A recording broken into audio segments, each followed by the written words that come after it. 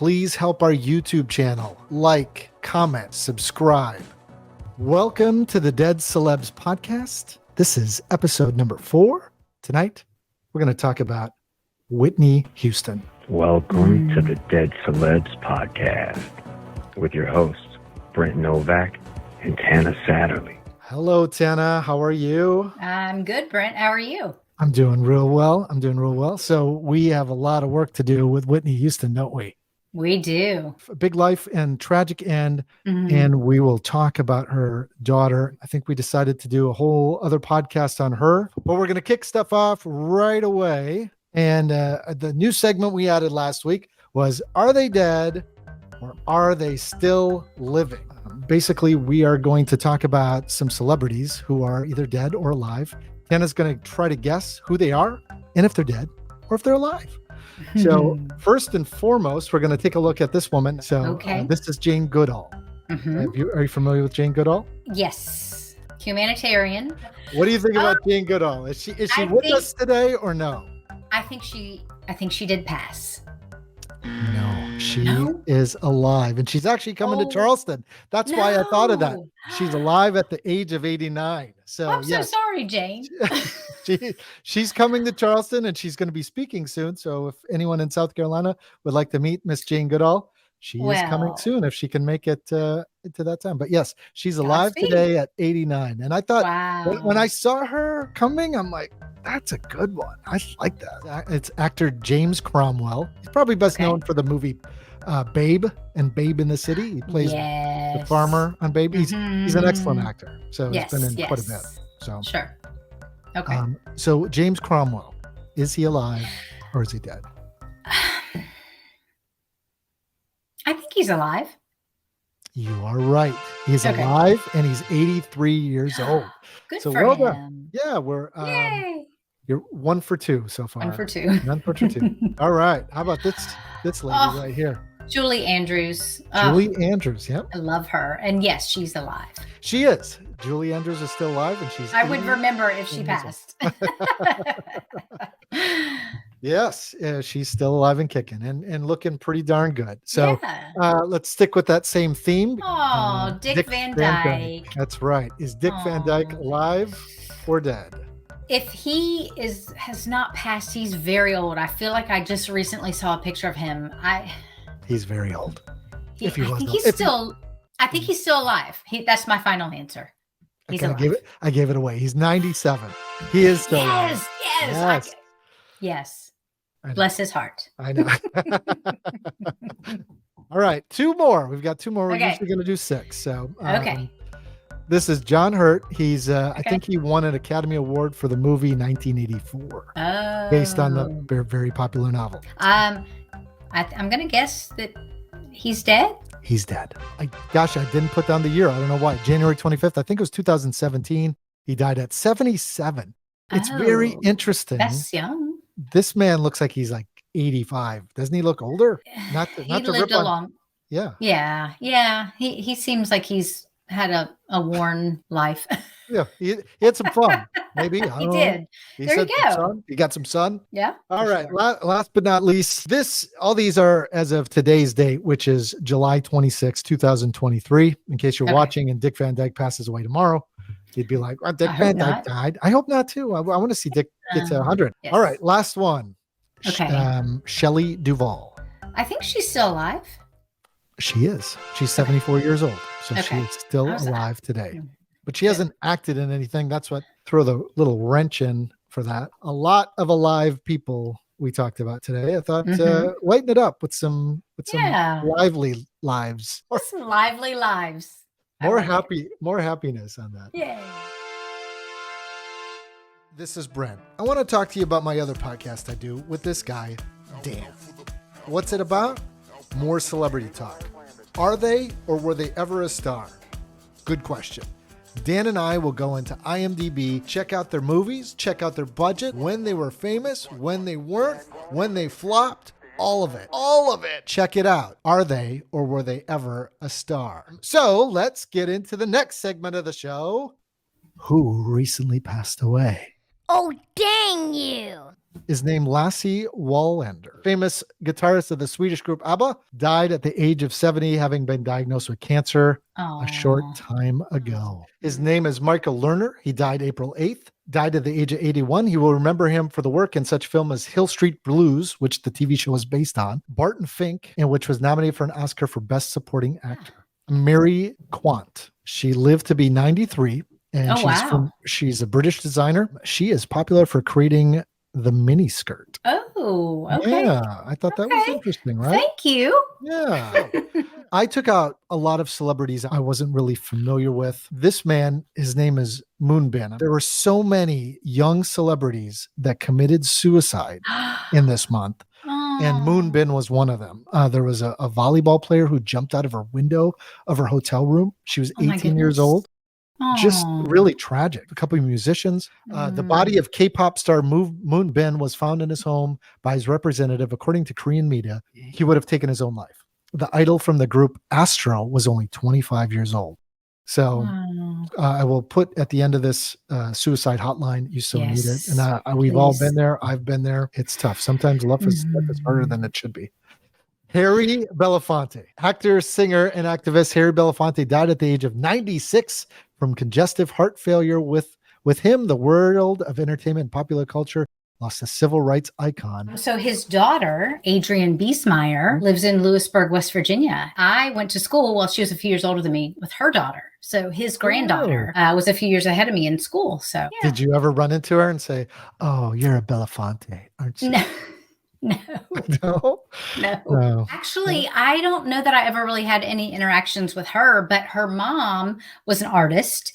And in fact, I was in a production of The Lion, the Witch, and the Wardrobe, and I played the unicorn. And Adrienne actually made and created this unicorn head for me that was so beautiful that, like, at the end, all the kids wanted to take pictures with me because I was the pretty one.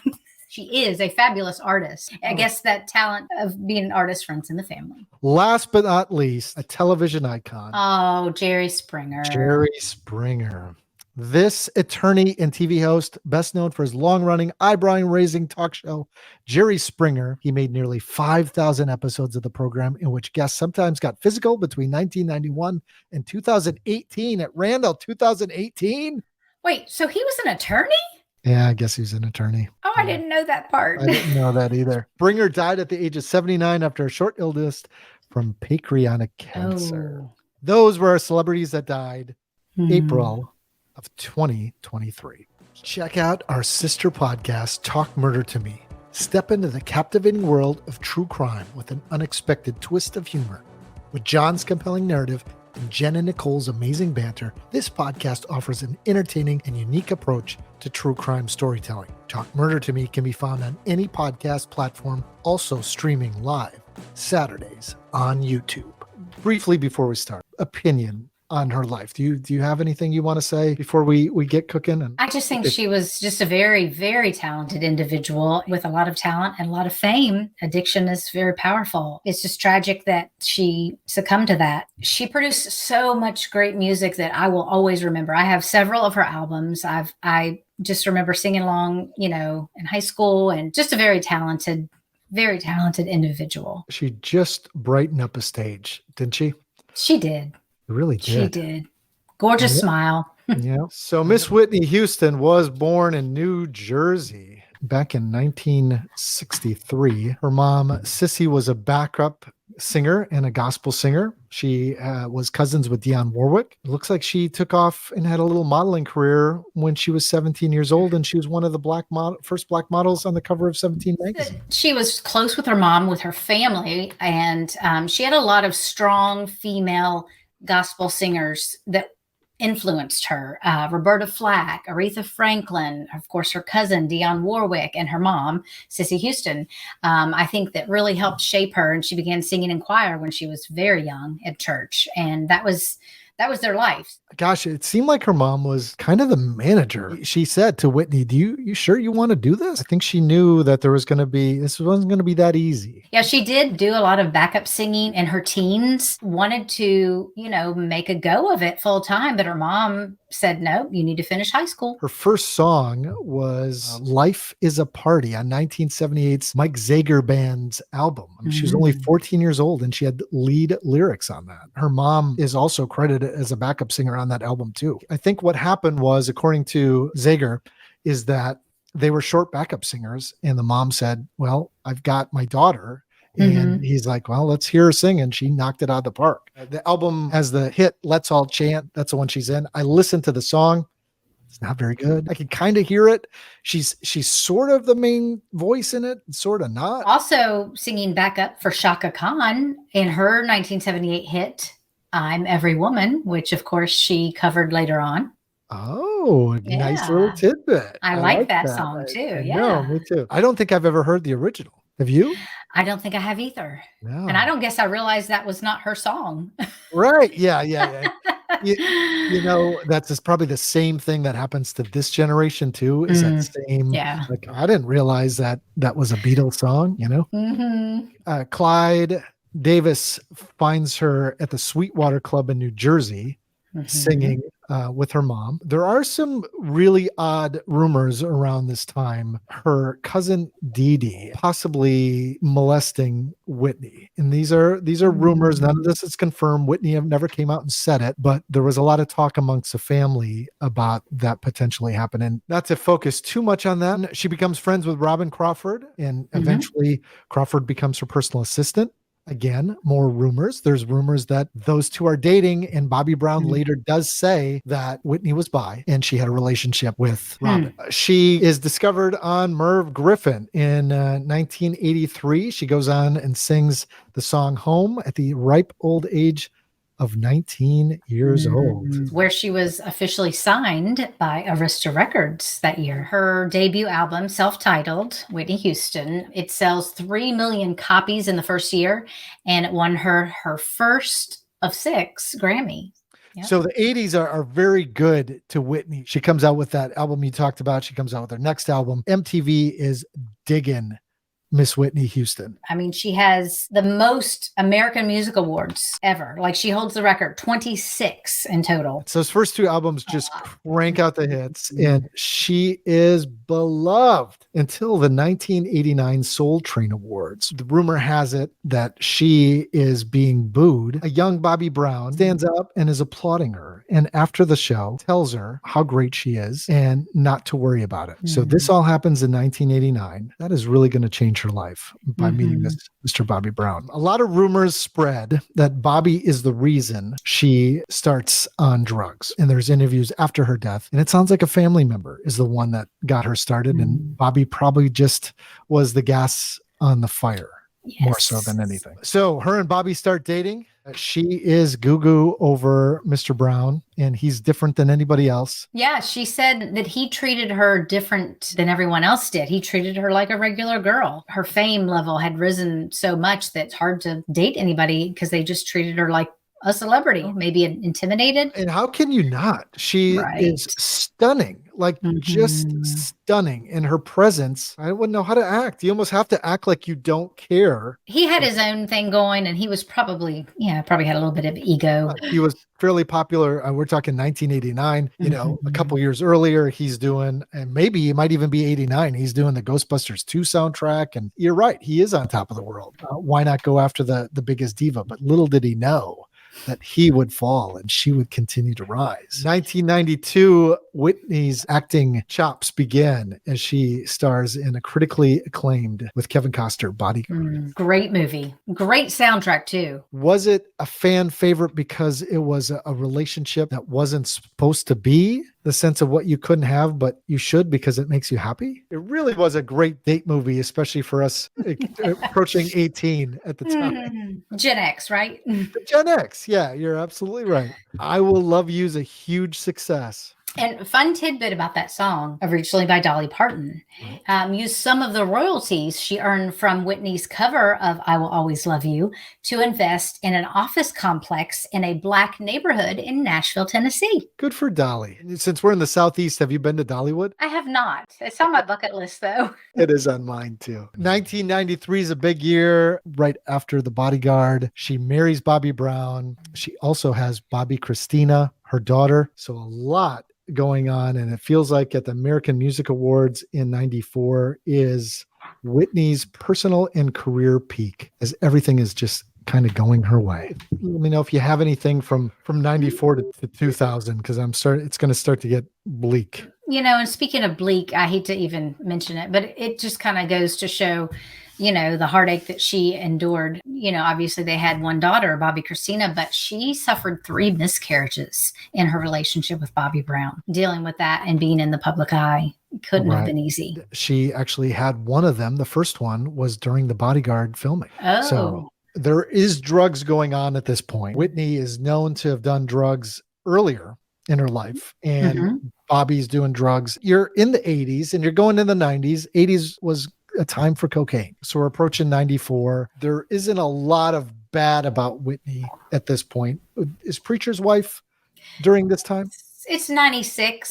That was a great movie too, by the way. Oh my goodness. I think that soundtrack is even better than The Bodyguard. I like to listen to it Christmas time. Of course, the movie's set around Christmas and it's a beautiful love story that shouldn't be, but yeah, I won't spoil it for those who haven't seen it. So she does 2 really nice, deep, romantic movies. I got to think things are going pretty well. We start to get into the new decade. So she's to perform at the 2000 Oscars. The producers and everybody, including Burt Bacharach, who we talked about on a previous episode, who recently passed away this year, decided she wasn't up to snuff, so she doesn't. Things are going to get crazily worse from there. In 2001, Whitney is asked to do, but it's a Michael Jackson 30th anniversary special, and she sings on stage, and she looks like this.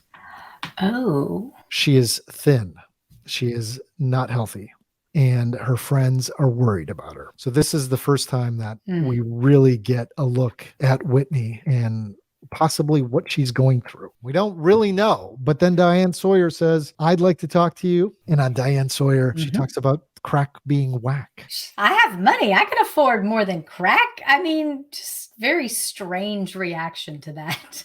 Basically, she was admitting to everything else, just not crack. Another legal battle with her father. Do you still have that up? What he sued her for? I don't, but I think it was $100 million. Breach of contract. I think that, there were some negotiations that he facilitated that he felt he was entitled to compensation for. And unfortunately, about a year into all of this, he passed away. So the lawsuit was dismissed. How sad. That's the end of his life, that he's in the midst of a legal battle with his daughter. Terrible for both. To have your dad only care about money, maybe he needed it. I guess there's 2 sides to every story too. Yeah. 2003, she does a Wendy Williams interview. Her and Wendy Williams are going at it. And she is yelling at Wendy for being involved in her life. Full interview is online if you want to search for Wendy Williams. And it's a radio interview. It's heartbreaking how angry she is. Close to this time, Bobby goes to jail for 60 days for hitting her, and she is ecstatic when he comes out. There's a lot of footage online where she jumps into his arms like it's the greatest thing ever seen. He just went in there for punching you in the face. I guess she forgave him. It would appear so. Would appear so. Yeah. 2005 brings along the cusp of reality. Reality TV is in full effect. Being Bobby Brown comes to airways near you, and we see everything from Whitney and Bobby. I read that the network would not agree to do the show unless Whitney appeared in it. And Bobby begged her basically to do it. That was kind of his thing to get back into the game and get back out there and be seen. The second season didn't get picked up because she didn't want to be a part of it. I did see a clip of that. They were at lunch, I think. It was outdoors, nice weather. She had a scarf on and sunglasses, making a scene about people recognizing her and bothering her when in fact they really weren't. She was just kind of like, yes, I'm here, I'm famous, or, it was just like she was just making a big scene about it when she really didn't have to. And it's so interesting too, because I've been on a couple reality shows, game shows, and they tell you if it gets boring, they're like, you know what, this conversation's boring. Can you go back to something that worked before? Or, Yeah, so they do lead you. So maybe they were having a nice dinner and they're like, hey, Whitney, you want to have some fun with the people or something, So 2007, Bobby and Whitney, they end. Their divorce is final. Let's take a look at what's going on the Grammy party and the death of Whitney Houston as we approach February 11th, 2012. Set to be one of the guests of honor at Clive Davis's party. I keep wanting to call him Clive Barker. I don't even know who Clive Barker is. She's supposed to sing there. She's supposed to sing there, right? You're absolutely right. Yeah. She is partying pretty hard. Friends have seen her do handstands at the hotel pool, and she's drinking heavily. Prior to coming to LA for the Grammys, she had been at her home in Atlanta for a while. And they said that she had been out of rehab for about 9 months, and she was basically keeping to herself and not going out. So coming out to LA, it was her first time in LA for a long time. It was her first time out and about, and she just got caught up in all that fun. She goes to Clyde Davis, who's in an E! Entertainment interview with, it looks like Brandy and Monica. Okay, so Monica and Brandy, they both only have one name, so we know who they are. On stage left was Madonna and Prince, but no, they weren't. She is very erratic. If you see the video, she's touchy-feely. People are saying that she smells like smoke and booze. She hands Brandy a note. I do not know what's in that note. Conspiracy theorists say that she was telling Brandy, they're going to drown me. But oh, wow. That's an interesting conspiracy. That's a very interesting conspiracy. And remember, conspiracies are fun. She goes to a Kelly Prince party at the True nightclub, and she gets in a fight with a singer from the X Factor, I think, because she was looking at Whitney's boyfriend or the guy she was with. Ray J. Yeah. Ray J. Okay, so there's an altercation. Do you know anything else about that? Not really about the altercation, but what I remember most about that evening was that she ended up getting on stage and singing with Kelly Price and leading Jesus Loves Me. And that would go on record as her last public performance. I actually saw a clip of it, and it was sad because she was off key and she sounded terrible. And I hate to even say that because I love her, but it was just not a pretty sight. I mean, this is leading to the death. So you are coming to the bottom. That's really where we're approaching. So really not much you can find that's promising at this point. The day of the death, February 11th, 2012. Clive is set to have a party that night where Whitney's going to sing. It's about 3:30 in the afternoon. And the personal assistant is Mary Jones, and she finds Whitney's body in the tub. She's face down. And the interesting thing about this is that the water level was so warm that 6 hours later, when they did at 9 o'clock, they tested how warm the water was. At that point, it was still 93 degrees, which is super, super hot. It must have been a tub that was able to self-heat. They didn't empty it because they just wanted to check for maybe blood or a sign of a struggle. So she's found face down in her tub. There are some notes on this that say it's a possible seizure. If this is how she died, an overdose of some sort, that the seizure caused her not to fall back, but to fall forward. Now, the conspiracy theorists say that she was pushed down, and there is a sign of struggle. She does have bumps on the left side of her face and around her nose, but it could have been during the seizure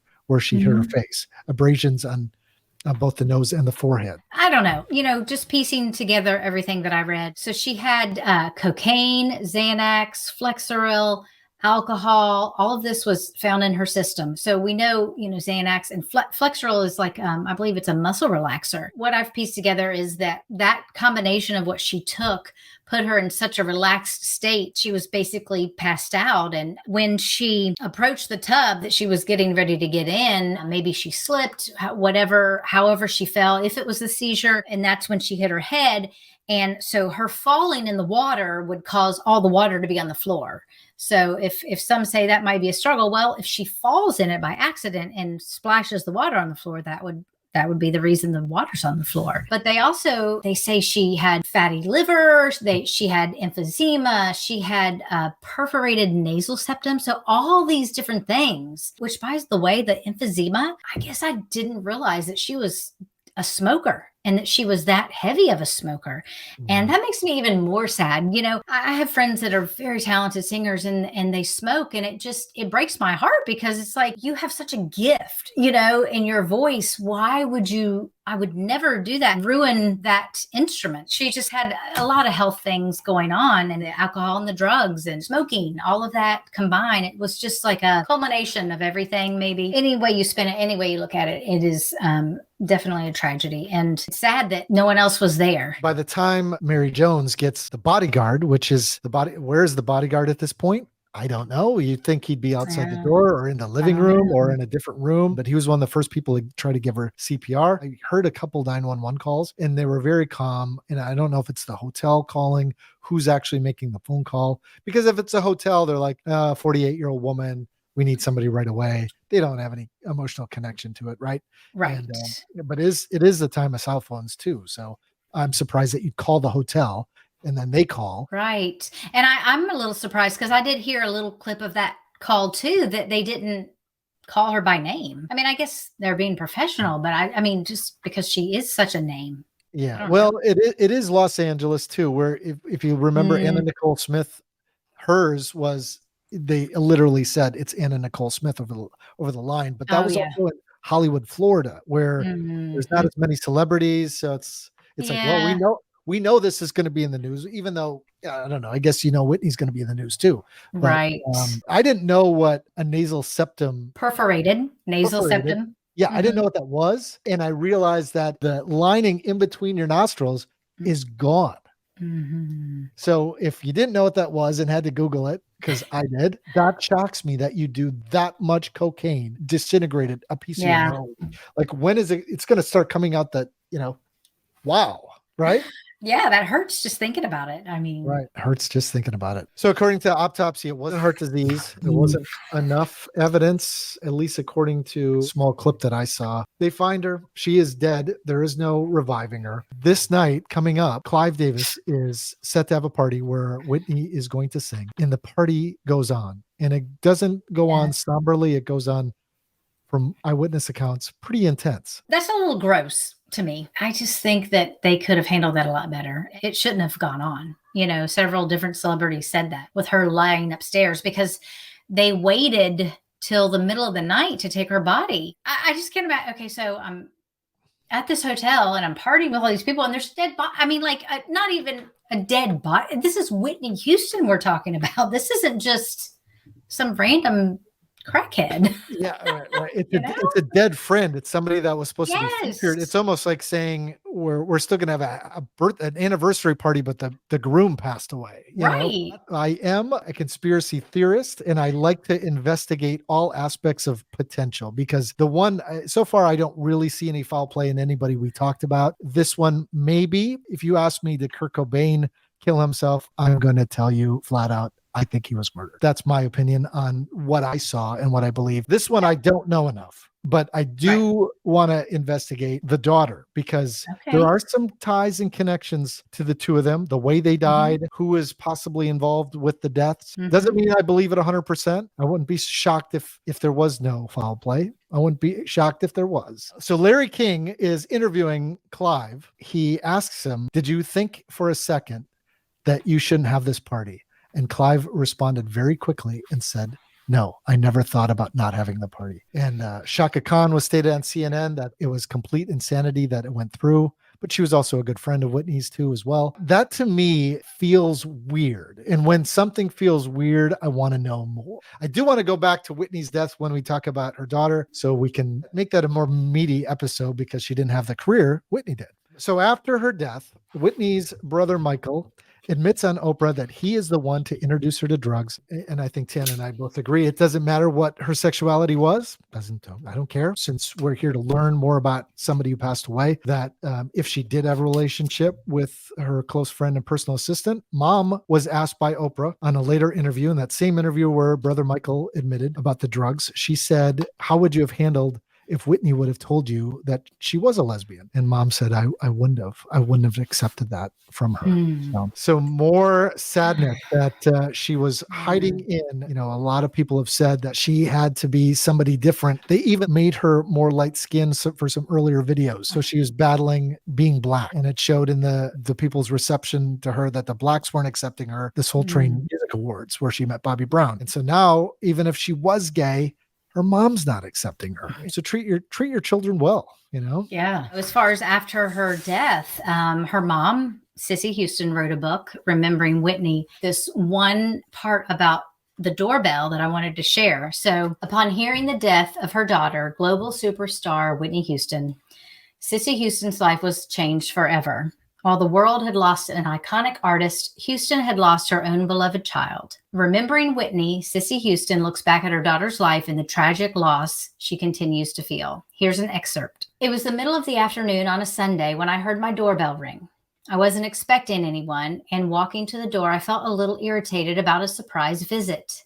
But when I opened it, no one was there. So I shut the door and went back to whatever I was doing. Who would be ringing my bell and disappearing in the middle of the day? My apartment building had a doorman, and it wasn't like people were just dropping by all the time. Not long after, I heard that bell ring again. I got up and went to answer it, and it really irritated me now. But again, no one was there. Now, this just didn't make sense. Why would someone be messing with me like this? I called down to the front desk. Has anyone come up to see me? I asked the concierge. No, Mrs. Houston, he said. I haven't seen anyone on the cameras either. Well, then, who was ringing my bell? Not long after that, around 6 or 6:30 in the evening, my phone rang. When I picked it up, all I could hear was screaming. Oh, Mommy, it's Nippy. It's Nippy. It was my own son, Gary, on the line, and he was hysterical. Gary, what's wrong? It's Nippy, he said again. They found her. Found her where? They found her upstairs, he cried. They found her upstairs, and I'm not going back up there. Gary, what happened? I snapped, frightened now. You've got to tell me what's wrong. He never did say what had happened. Maybe because he didn't know exactly, or maybe because he was just in shock. He just kept mumbling, oh, Mommy, Mommy, Mommy, until I finally said, Gary, is she dead? And he said, yes, Mommy, she's dead. And that was the moment my whole world was shattered. And that was Sissy Houston from the book that she wrote, Remembering Whitney. Very, very sad indeed. And you just know that was Whitney ringing her doorbell. I mean, talk about conspiracy, but right. Maybe that's just her way of saying hi or saying bye, whatever you want to think, Absolutely. And that's not a conspiracy as much as it is right. a spiritual yes. connection between a daughter and a mom. Absolutely. Yes. So. And Whitney, I will always love you. Oh, that's super sweet. Well, my name's Brent Novak. And I'm Tana Satterley. Thanks for listening to the Dead-Celebs podcast, The Final Curtain Call. Thank you. Have a great day.